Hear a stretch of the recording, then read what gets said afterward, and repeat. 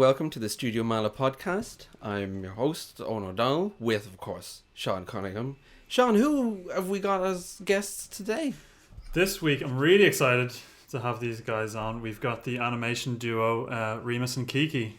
Hey guys, how are you? Hello. Thank you for having us. No problem. Just to give, I guess, a brief introduction to you guys. I suppose if anyone's listening who doesn't know these guys right now, I'd say pause the podcast or the video or whatever. Look up remusandkiki.com, or I think the same name on Instagram probably works too. Yeah. All their short films are there, all their little bite-sized animations are there, and I really recommend just browsing all of that before we get into it, because there's some really good stuff there. You guys are kind of got a really good kind of freelance background. You've done a lot of really amazing short animations for Warner Brothers and Ted, and I think most notably people would know you for your Adult Swim stuff, your little what's the word? Definitely the Rick and Morty one, yeah. Yeah. And then you've got some great short films which we can get into as well. But Dateless is one which kind of you guys debuted a good while ago now. And another one I'd really recommend everyone checks out called Pillow Talk, which I love. I really love that one. But really? Okay. Yeah. It's a great one. I love that one so much. Put the least effort. But yeah, I guess, how would you guys describe yourselves? Cockroaches. Yeah, pretty much. Pretty much. Yeah, I saw that. I saw that on your website. You professionally describe yourselves as cockroaches, which is fun. How would we describe I don't ourselves? really know. I'm trying to think. I guess that would be it. It would be creative cockroaches. Yeah. Just hiding in our house. Yes. In the living room working. Making animation. I guess it's kind of all-encompassing work, right? Because you guys kind of do everything on your own shorts, or most of it anyway, right? Yeah. Yeah, board We sprites through comp. enjoy collaborating with other animators too, or other sound. But usually it's just us the too. two of us. Yeah, and it's been kind of the two of us up until recently. Even the Adult Swim stuff. Were you guys both animating your own stuff separately before you two met and started working together, or how did you guys end up working together? So we met at university. We both went to UCA Farnham, and we met there in the first year. Mm-hmm. And we lived literally opposite each other. in the student accommodation. Yeah. And the way the course was set up, it kind of encourages students to do short films on their own, at least especially after second year. You just start to making... be self-sufficient, basically. Yeah. So, which is great, because that's how we learned to kind of take care of every aspect of production, from design storyboards to animating. Especially when you're starting as an animator with nothing. Yeah. No money, no budget. Yeah. Yeah, doing the sound ourselves as well. And at the beginning in second year, we both started off doing individual short films. Like Kiki did hers, I did mine. Yeah. And we found the process a tiny bit tedious, or at least boring, because we were all in our own kind of separate corners working on our and it was it was a 1 minute short to begin with, and it was kind of too overwhelming to really be involved in other people's work. Yeah. So we couldn't really give each other proper feedback or proper look through things, be like, oh, maybe this could change here, and everyone's just like, I have my own thing to do. So, then we decided later on, be like, okay, let's try working together, see how that goes, and that's how Dateless came to be. Yes, that was the first thing we made together, and it was so much fun, especially compared to working by ourselves, because we could actually get a response to the drawings from each other. I could show Kiki something, and then she'd laugh, and that would actually make me feel good about what I was doing. It is great the energy you can give another person. Everyone likes the idea of one person did all this, but what's really sad is that you miss out on the enthusiasm, that just having someone else there to share it with. For sure. Becoming a professional duo, officially making that a thing, like Remus and Kiki, is you need a lot of faith in yourself, not letting the other down, and like the other for, was there any trepidation at all, or did you know this is going to work, this is going to gel well? Well, obviously there's like a lot of things that there's a lot of friction, especially in university. There was a lot of like but the good thing is that because we started our collaboration in second year, we kind of got to work through most of every problem in third year that we might encounter. Like we already kind of we encountered all the problems in third year, actually. We already kind of the third year was where it was just like, this chaos, just starting from the beginning. Yeah, we already kind of messed everything up there. So that was good that we got a chance to do that while we were still in university. And Absolutely. Then we could kind of regroup and reorganize. And and I guess because Dateless ended up working out well for us in the response it got, it underlined the fact that it was a good idea to work together. Like it gave us some confidence in our ability to collaborate and all that. So I guess that helped. For sure. Yeah. Like I actually never started doing any animation until I came to uni. Oh really? Yeah. I knew nothing about animation. I was just like, okay, I'll just do animation. Yeah, I was kind of similar as well. Like it's funny how much like being around the right people it kind of gets you into it. For sure, it's so common that people go in going like, I went into animation school with like this dream to be an animator, but like I was similar. I just kind of rolled in being like, I suppose I'll give this a go. Yes. It wasn't until I was hanging out with people and making stuff with other people that I realized I like this. This is fun. Yeah. Yeah, definitely. Like entering the right crowd was like, okay, I actually, have a good sighting of how everyone works. And then meeting Remus, who already knew how to animate, I was like, oh, teach me. Yeah. I kind of taught myself a tiny bit, like in high school, using like the Preston Blair book and any kind of like resources I found online and stuff. And but still, for some reason, when I was applying to university, the one I ended up going to was the only animation course I applied to. Everything else was illustration, because in my mind I was thinking like, I can't be like, I need to be serious about my life now. I need to do some real work, animation, cartoons. I need to grow up like. But then something in me went like, nah, let's go for animation. I'm glad you've been able to maintain that that kind of energy with like the actual stuff you animate as well.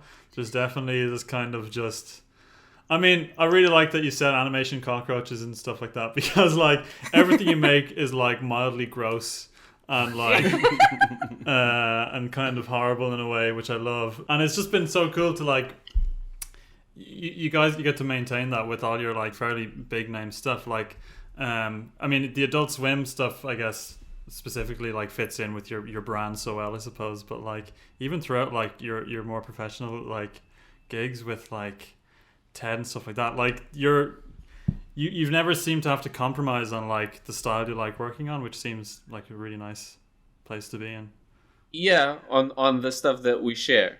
That's a good point. Yeah, on the work. Yeah, but there's a lot though. It like you share so much that it seems like you're sharing everything you do, so that's impressive. Yeah, I mean, there's been like every once in a while we get a job where we understand, okay, we can't be ourselves on this one. Yeah. We can't go full crazy. This isn't the place, this isn't the time. Yeah. And we just end up not sharing those because we tend to just share the type of work that we want to keep getting. Yeah.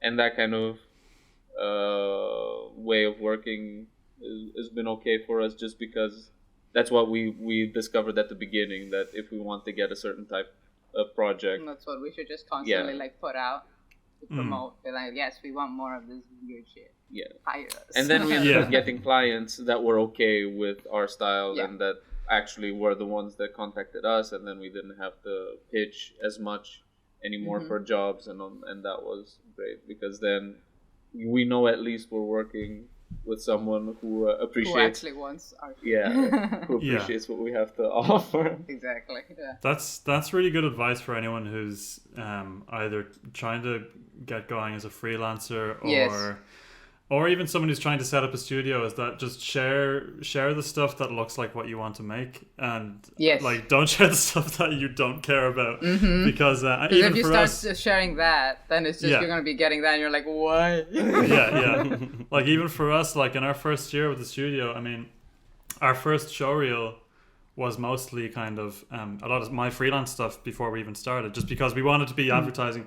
We want to do stuff like this, and we want to get stuff like this, and like it's good to put in that little extra bit of effort just to kind of almost have a bit of a proving ground of like, we're good at this, so please get us to do more of it. How I kind of came across you guys was one of our other directors, Cora. I was like always talking, like name dropping you guys. It's just like really good reference. We were doing those, and we still do them. These like Meala mini things, like the little mini cartoons we get our crew to do, and we've always come back and looked at some of your guys' just shorter bite-sized things. It's like if we're ever trying to get something to do, and it's like, look at these guys, like. They make something super bite-sized but so effective in like 10 seconds max.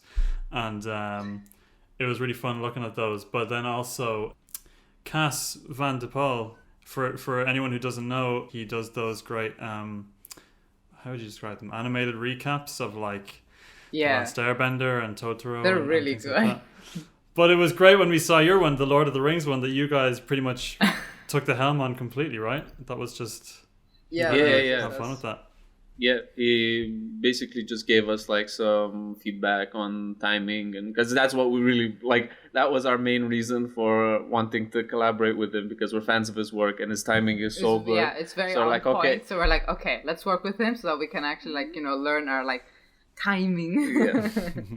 We had a really similar experience with him as well. Like when we did a couple of his ones, and like.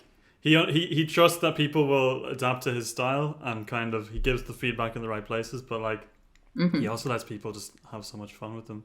And I ran into him like in person for the first time last week at or 2 weeks ago at Annecy. And he's so much taller than his damn little guy that he draws himself as. It freaked me out.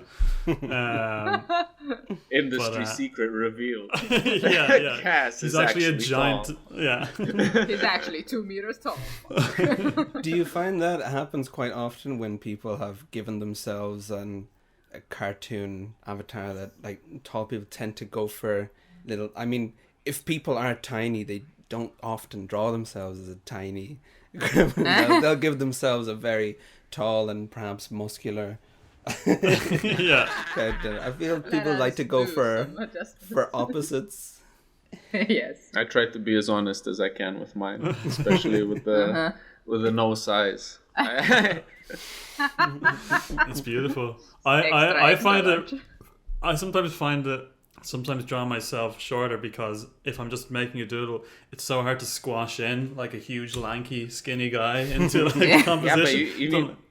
That's why you need to find ways to draw yourself lying down in sexy poses. Always like this. You always have to be kind of 16:9, chilling. Yeah. So many times I just draw myself as like a snake with a head. I was like, I'm not even gonna do the arms or legs. I'm just a neck and a head. Like, I'm just a spine. Yeah. There's a couple of questions that some folks from the studio really were curious about, and this one I wasn't aware of. Is it true you guys animate with Photoshop? Yes. Holy shit. How does that work? Follow-up question. Photoshop. How? Photoshop has the timeline function. Have you never used it? I've never used it, but I've also just never encountered many people who have. I've heard people mention that, like, I use Photoshop, and like a lot of the time they've said they use it and then kind of gave up using Photoshop. But that's so cool. Like, it's something I should properly explore, I think. Maybe. I don't know. But for us, it's like the cool thing with Photoshop is that you have like the million brush options. So it's like, have, like different like. Yeah, and it's also textures and stuff. Yeah, and it's also easy to bring it into After Effects directly without having to export separate PNG sequences. It just kind of separates all the animation layers. Oh, cool. Already, so that's kind of easy. But yeah, I don't know if it's something we'd recommend. We don't even use the extra like add-on to help with the timeline function, because there's add-ons made in plugins to make animation in Photoshop easier. Yeah. And I guess we just like kind of got kind of used to it. Yeah. We got used to it, and also I know I'm lazy. Yeah, well, I mean, I'm kind of the same. I mean, people always talk to me about like why TV Paint? Why is TV Paint the software of choice? Like, it's what we were using in college, and I haven't really wanted to like break out of my comfort zone ever since. So we just use that now. I think that's usually everyone's answer for most software. There's just like so many things to learn, and so many like branches you can choose to like invest XP points in. And it's like learning a new software feels like the most tedious one. Like, I'd rather like try and learn something else than learn a new software. Although Blender does look cool, and I would like to try. I say that, but then I know that I also want to do work that looks more spontaneous. And I don't think moving to 3D is going to help me do that. Yeah. I mean, Blender is one we've been kind of looking at for a while now as well. I mean, it being free is nice. That's kind of a big draw. But I've seen so many really great 2D projects that were made entirely in Blender that don't look... Like, I'm the same as you guys when it comes to stuff like Photoshop. Like, I really want those brushes and like those nice textured tools and stuff like that. But I've seen some great stuff like made entirely in Blender that looks like it could have been made in either Photoshop or TV Paint or something. And no, it's got us curious. So it's something we kind of want to look into as well.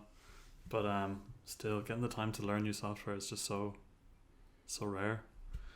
I wanted to ask, out of all of kind of, especially particularly the really short projects that you've done, is there anything in particular that you guys are like happiest with now?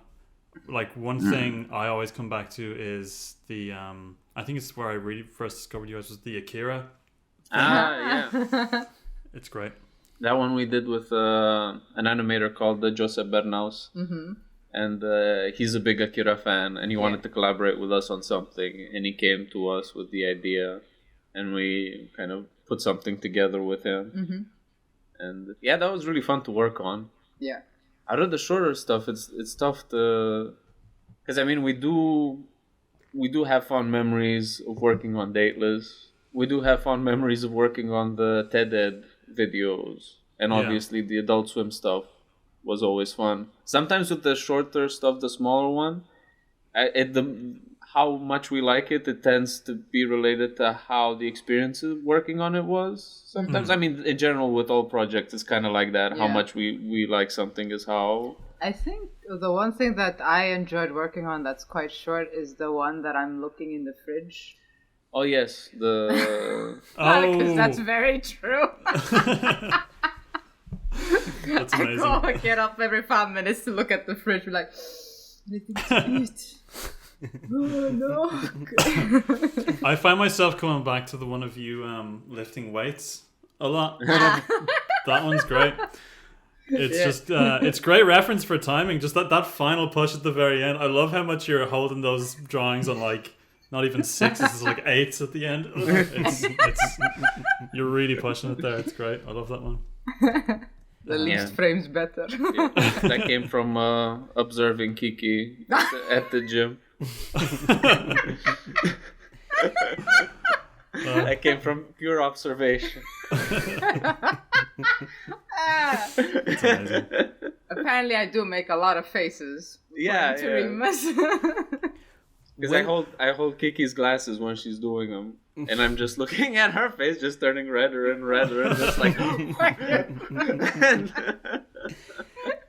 and I see the progression. I was like, oh, this is interesting. Yeah, there was like 4 different stages. Like every push, there was a different journey every time.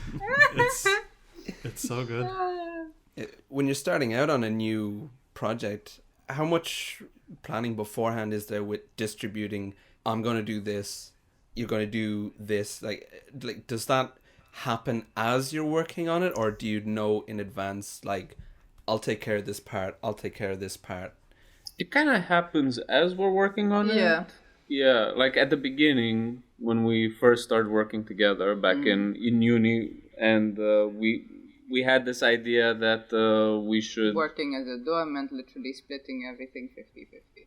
Yeah, and that ended up backfiring in a way because it was kind of, we were forcing ourselves to split it evenly, even though there's no law saying that everything has to be split evenly. And then eventually we kind of realized that it's better to just work in a way take where... on shots that whichever shot that we felt like we wanted to do. Yeah, wherever... I want to do this scene, you know. Like. Yeah, whichever one of us felt more inspired to handle any part of the production. Either like one of us, let's say, comes up with an idea, and then the other one feels inspired to do the storyboards for it, and then they might do the animatic, and then I give it to Kiki, and she does the shot designs or starts animating it, and we kind of do a back and forth with most of it. With jobs, it tends to be less like kind of inspiration based because we have a deadline, and it's more of like, okay, this needs to be done by this amount of time, so we kind of just have to split it up depending on who's busy working on what already and who can finish this particular thing faster. And it usually ends up being that I do more of the animation and he does most of like the framework. Yeah, like I do the designs, and I'll do like mild adjustments to any designs that he does, and then he takes on doing like the animatic, and then I just start the animation. That's really cool. That's really like it's nice and intuitive to hear that, like, because like I was always curious to know if you had like a really clear cut, like we do it this way and we do it this way, because one thing that even when looking at your like individual work, your style has successfully just blended together into like its own creature that's like you can totally recognize all of your work as like a unit. Like it's really nice to see that you guys I can easily copy his stuff. That's great. That's really cool. Like that's like what an animation studio needs. It's like it's really difficult to get like 10 people to do the exact same style, so you guys just being in sync like that must be like really, really useful, you know? Because I usually like for my personal stuff I draw like mainly anime style. Yeah. But I can adapt to his stuff easily. I find it more difficult to adapt the other way around, but whenever there's something that's kind of needs a bit more of a realistic touch, Kiki helps with that. Yeah. Oh, that's great. That's really nice. I was gonna say, like, since you guys are kind of your own operation, I guess for other like people hoping to freelance, do you guys have any tips for keeping your projects organized and planned, or like, are you a bit more off the cuff, like you mentioned before? Like, are you kind of just taking things as they come, or do you, like, who's doing the admin? Like, that's always the difficult part. Yeah, we tend to not really have, like, I guess we have schedules only when we're working with other people on like a bigger project, like, because then that becomes necessary. Yeah, when we're working with a team, but usually with even like for jobs where it's just the two of us, at most after we finish the animatic, I kind of just do a shot list. Yeah. And I have like I print screen the Windows calendar, and I underline what days we need to get stuff done by.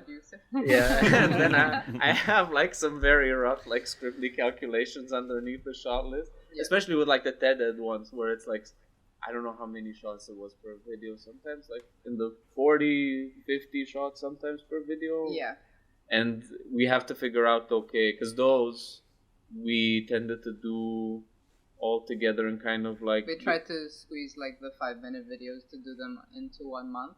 Yeah, like 4 to 6 weeks. Yeah. And those had like more like, okay, we need to do like, I don't know, 2 shots and a half per day design wise. And then when we start animating, we tend to, for jobs actually, we tend to go animatic, which is like we do quite a detailed looking animatic. Then we design everything. We just do like the shot design of everything, background, characters, layout. And then once those get approved, we animate them. And depending on schedule, sometimes we have to start animating before all the shot designs get approved. Then we just animate the ones that have already been approved. But generally that's how it goes. And that's how it went for the TED ones as well, where we were like, okay, we need to design 3 shots a day. And then once we do that for 2 weeks, we have to animate 3 shots a day. Yeah. Nice. Yeah, it seems like you've got your head in the right place in that regard. I think it's just it's a part that people always struggle with when they get into freelance straight out of college, is that they just don't consider the amount of admin that comes into it. And I recently when I was doing a talk for some students, like just one thing I slipped in there was like, just learn how to do a spreadsheet. If you haven't learned to do a spreadsheet, learn to make a spreadsheet. You'll need it. Like, you'll always need it. It's gonna happen at some point, you know. Or at least a screen printer. Yeah. Okay, this just to be done. I know. It was so funny. Like, in college, I'm sure you saw a bunch of this as well. In Ballyfermot as well, you'd often just get people printing out a calendar, being super organized on day one, pasting it up on the wall, and then never looking at it again. It's like, I've done that bit. Okay, cool. Now I just work and just don't think about time for a year. It's decoration. Yeah. They would put up the most beautiful schedule you've ever seen. It was like down to the minute. And then day 2, the whole thing seemed to have warped into a spiral. It was a haunted creatures from another dimension were being summoned to this. And you couldn't find the person who made it. They were just like crying in an attic somewhere. It says here they never existed. Yeah. There's never been anyone at this college by It's that like name. Oh, there was once 100 years ago. The schedule of the calendar of Dorian Gray, where it's just rotting on the wall, and meanwhile the person's out having fun. all the deadlines are just festering.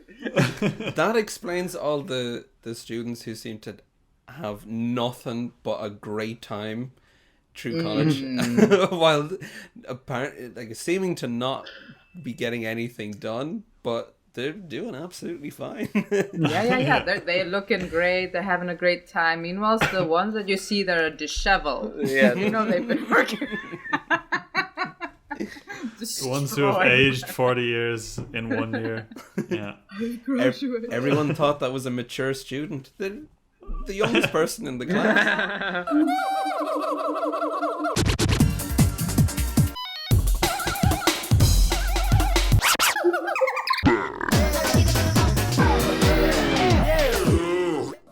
You guys mentioned your own styles and putting them together. Do you have very different inspirations in terms of your backgrounds, in terms of like shows or movies you liked when you were growing up? We do both like Japanese animation. Yes. I also like I'm a big fan of Tex Avery stuff and Bob Clampett and like classic Looney Tunes stuff. Mm-hmm. And also like Gendy Tartakovsky and Ralph Bakshi. And all that, and that's kind of almost it when it comes to like and the French comic books. I grew up on those back home because my mom had like all these old French comic book compilations from when she was growing up that I really enjoyed. That would be kind of it for me. For me, it's like a lot of manga, actually. Yeah. Because when I lived in Thailand for a little bit, and there was like a little manga renting shop close to my school, and I would always go there to just read manga and like rent a few, not a few actually, like piles of 10. Oh, I wish I could have done that. Just they're like bringing it back home and reading that, mainly Hunter x Hunter, and actually in terms of animated stuff, Japanese animation. And Vampire Hunter D just stuck with me for the longest time. Oh, that's amazing. No one's ever mentioned Vampire Hunter D in the podcast so far, actually. I'm really surprised. Oh, really? Yeah. But like, I love Vampire Hunter D. I think it's in so many, like, more people's DNA than people give it credit for, you know? That's a good one. That's definitely one of those ones that when you're younger and you discover Vampire Hunter D, I think most people have the same feeling. I've never seen anything that looks like this. Yes. Yeah. You're just drawn to it. Yeah, it's so unique and beautiful, really. But I didn't know what to make of it the first time I saw it, and I kind of like, do I think this is really good? Or like it was just so out there to me at the time. But yeah, it's amazing. Yeah, it's beautiful. Like I discovered it like later in high school, and I was like, oh my god, this is gorgeous. I was gonna say it's funny how many things like that you rediscover either in high school or in college, where it's like, because I mean I had the same thing with Evangelion, where like I saw it when I was 10 and didn't give it a second thought really, you know. It's like I don't really like it just didn't click with me at all, but I knew so much about it. Yeah, and then it was later on when I would have seen it again in high school, and it would have clicked me a bit more then. And then it wasn't until college where I became obsessed with it, you know. At 10, you weren't depressed enough yet to appreciate. I wasn't depressed enough, yeah. But it's kind of like that thing as well, because I had the same thing with Dragon Ball and Dragon Ball Z, where I was seeing Dragon Ball Z on Cartoon Network, assuming it was like brand new, like, because I didn't know this was like from 87 or something like that. And it was this amazing thing where like we were going like into school every day being like, oh my god, I can't believe, like, we were treating it like it was happening day by day. And I almost felt embarrassed like 20 years later. I was like, oh, that was, at the time I could have just bought some videos and the whole thing would have been there. No, it's the whole thing. Yeah. I forgot. There was another thing that I did watch as a little kid that was just on TV for some reason. Just a lot was Sailor Moon. Nice. Sailor Moon a lot, and Princess Knight. I don't know if you guys know of it. It's very like out there. But it is I am immediately looking up Princess Knight. It's a girl who's a princess who actually wants to be a knight. She just goes out and she dresses as a knight, and goes around. That's an incredibly good hat. Wow. I can see the Vampire Hunter D connection with the hat. Yeah. It's a real like Tezuka thing, is it? Yeah. What you need to do is draw Princess Knight in Vampire Hunter D style. And vice versa. Yeah, that would work. That would work. Oh yeah, it should. Yeah, that would. Oh yeah, me and Remus do actually share a Dragon Ball, like the when he was Goku was a little kid. It's the best. Yeah, the original Dragon Ball. The best one. Yes, truly. Yeah. I always come back to Dragon Ball original for just design wise, just for weird freak characters. You just got to go back to. They're also very fun and round and cute, and it's just I do love. I find that when you talk to animators or illustrators, there's this kind of quiet agreement that but original Dragon Ball, like this wink and raised glass of like, we all know really original Dragon Ball. That's where it's at. I mean, do you see the cars? I love the cars. The designs are just absolutely impeccable in original Dragon Ball. Truly. And the characters are so much more expressive, and there's humor, there's levity, so much more. It feels so much more imaginative as well. Mm-hmm. Where I remember as a kid, like every new episode, like, what kind of cool antagonist are we gonna see this time or whatever. And then as it went on, it was a bit like, okay, so it's the same. Like kind of, I guess the Namek saga really was like they're on Namek. They're still on Namek. They're still on Namek. The loss of innocence. That's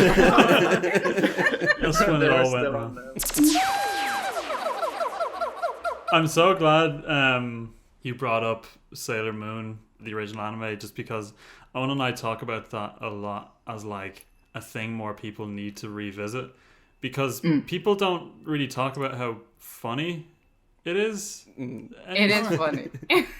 And it's probably one of the funniest anime there is, like, still, and it holds up. Yes, for sure, like the old one does. Yeah. I mean, Usagi is she's such a butthole.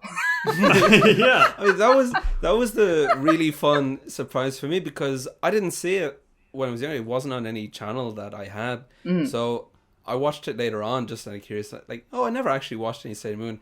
And my assumption was that Usagi was just like a generic anime protagonist, just I'm the hero. And you know how anime heroes are. They're pretty much, I'm innocent, I'm cool. But when I saw that, like, she is kind of useless, it was so funny to discover that she, like, generally wants to run away from every fight. She's usually upset and crying, and it's like trying to weasel her way out of doing anything.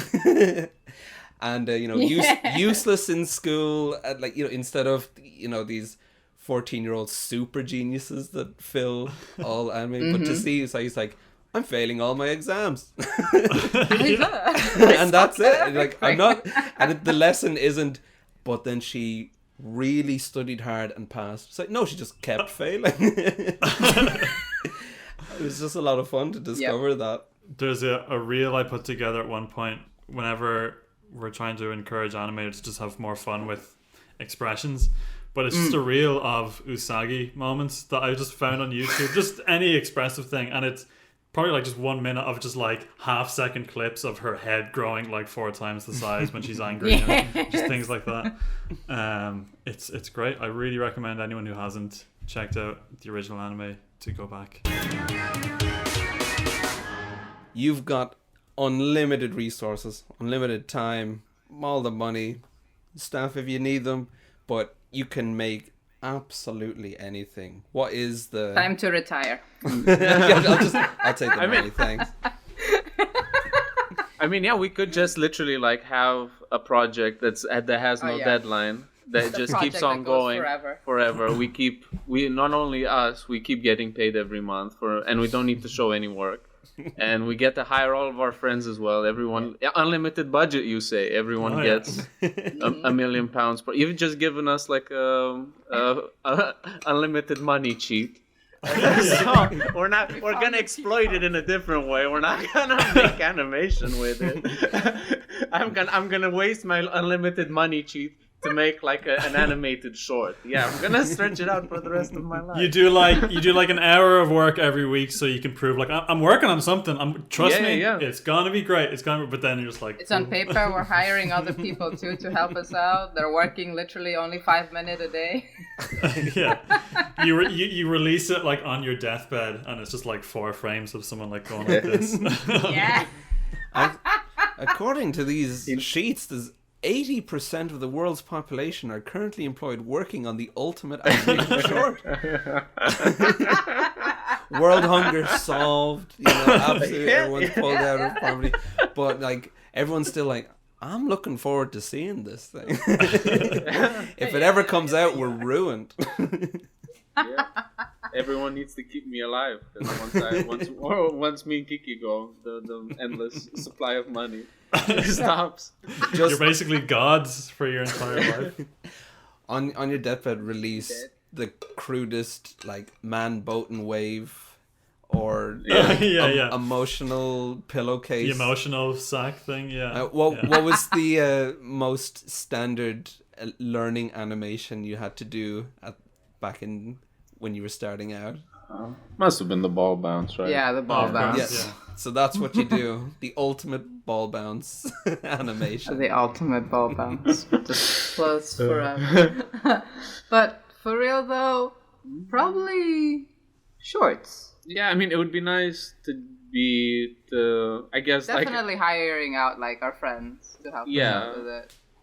But it would be nice to kind of have the flexibility to just keep doing shorts and actually have like funding for them. Mm-hmm. Yeah, I guess like something like a Patreon or like a crowdfunding thing would basically be that. It doesn't even need to be like an ideal scenario. Yeah. But yeah, I don't really know. Like, what kind of answers do you usually get for this question? Well, like, I think we usually get like, oh, I'm going to have a movie in this style or whatever. It is refreshing to actually hear people say, no, I like doing the shorts. I want to just keep doing shorts. Like, just going to do this forever.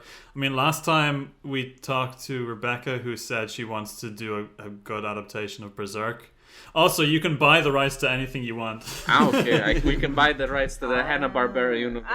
Yeah. I can have my Choo-Choo from Top Cat and Snagglepuss adventure. You can buy The Simpsons and end it. Your dream. Yeah, I can buy The Simpsons and end. Just literally make a so say the end. Everyone just gets a massive paycheck and says, okay, there you go. See ya. I'll buy the rights to Mickey Mouse and do like a public animated execution. Yeah. And they're like, no one's allowed make lunch boxes or handbags with Mickey Mouse on them. It's the all end done. of Disney. Yeah. Yeah, I mean, the main thing is that as we, I guess, advance in age and we learn more about animation, we realize how much of a difference is between like what we think we want to do, and then we end up doing it, and we realize that we're not in the position that we thought we'd be in terms of like how much control you can have over certain things, how much involvement you have time to, like it'd be nice to do like, I don't know, like a bigger project, and hopefully we will eventually be involved in bigger projects. But it's also, I mean, ideally you'd want to have enough time to do as much work as you can on certain projects if they're bigger, but then you end up not being able to, and you need to step away from it. So it's difficult to be like, ideally we'd like to make this or that, or like a feature film or something, but when we know for the feature film we'd probably not do any drawing ourselves really after post-production, after pre-production. We wouldn't really get to do much more than like a scribble here and there to kind of like be like, no, draw, make the balls saggier. No, do the make. Yeah. No, this is the wrong type of green for the boogers. As you can see, with unlimited money, we are going to make a porno. That's always the shocker for animators who get into directing, is that they realize how little they get to draw on like a bigger project as much as they did, and there's always that like trying to claw it back. Just let me draw one frame of your animation. Just push the animator. Someone's calling for you outside. Go out real quick. While they're away. Don't worry. I'll take care of this. Oblique strategy card.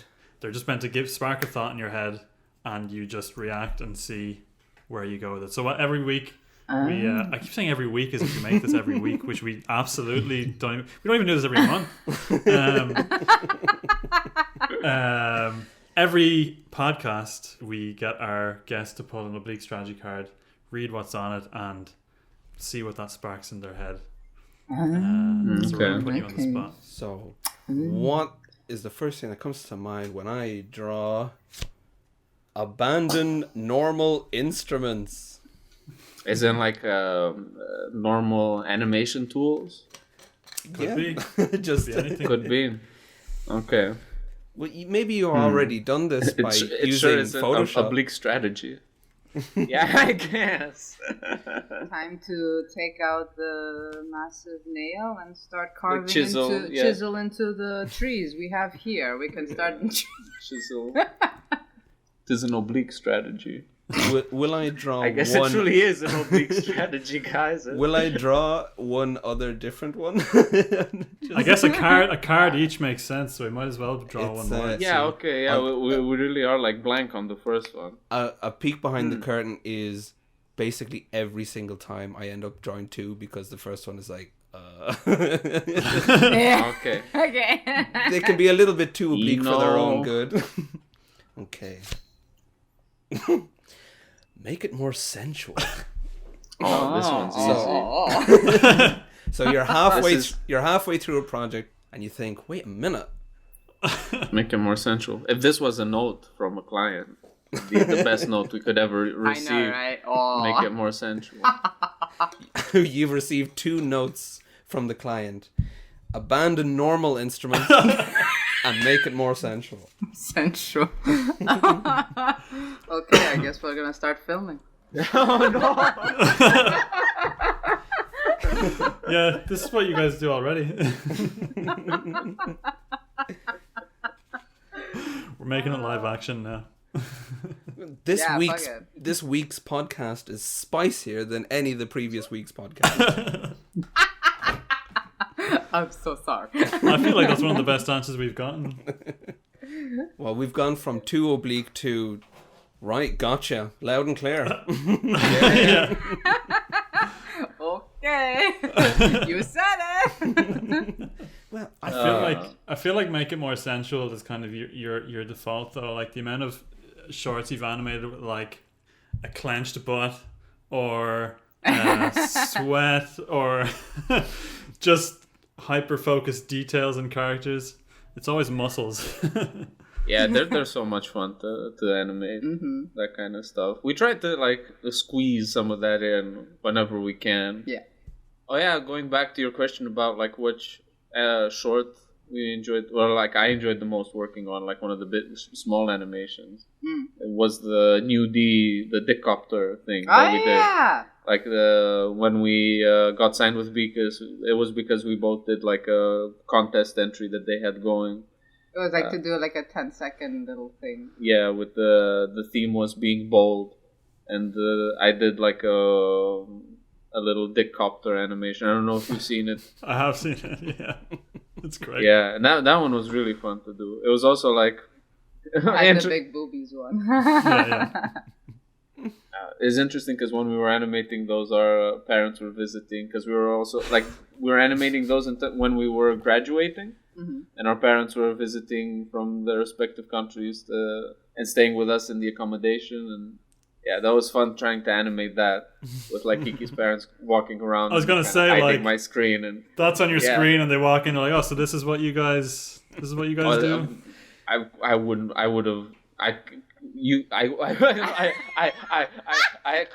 couldn't. Panic. No, but the objective was to not let them see that. Like, I couldn't make that impression. Like, that was the first time I was meeting them. That could not be the impression I made. I would have had. It's always good when it's like you meet even like parents of a friend and it's like, so what do you? I hear you do cartoons, and you're like, oh yeah. And I was like, please don't ask me to show you them right in front of.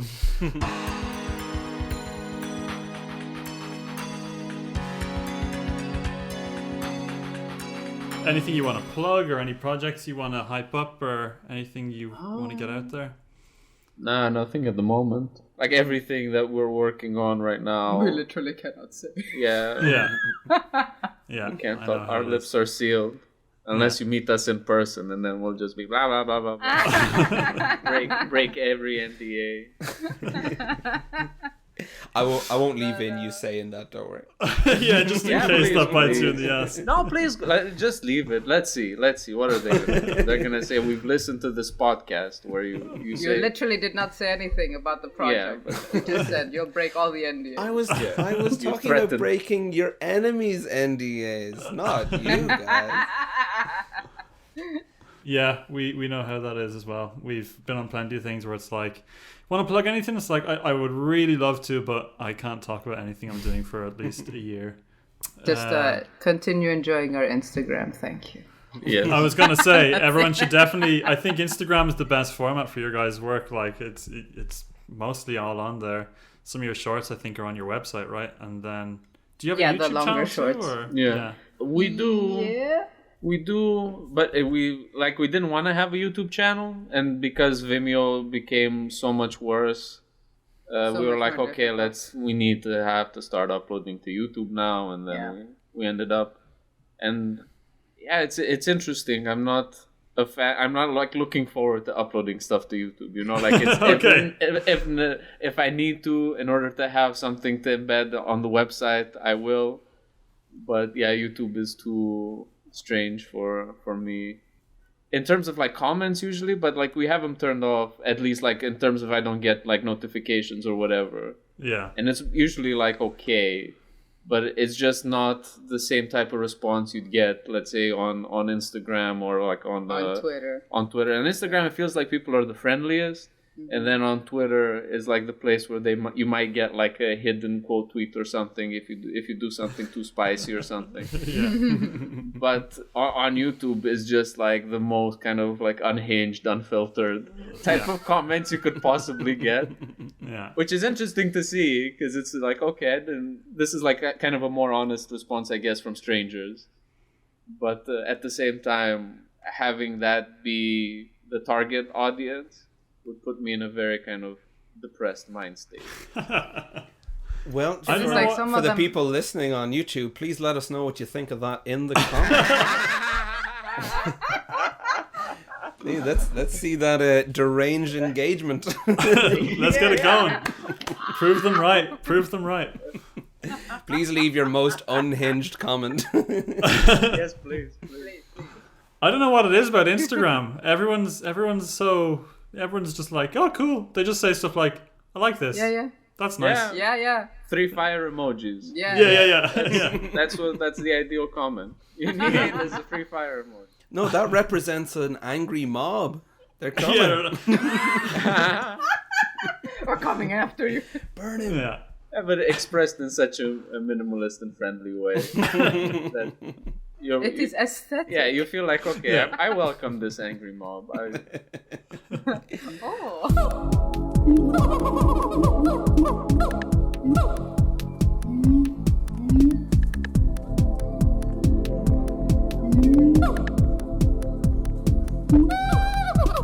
Thank you for having us. Yes, thank you. It was a massive pleasure. Yeah. Thank you very much for coming on, and maybe we'll talk to you again. It would be nice to hang out at something. That was the Studio Meala podcast. We don't know how to finish them. There's the music. Yeah, sound effects. The podcast is over. Help me, please. What a great podcast.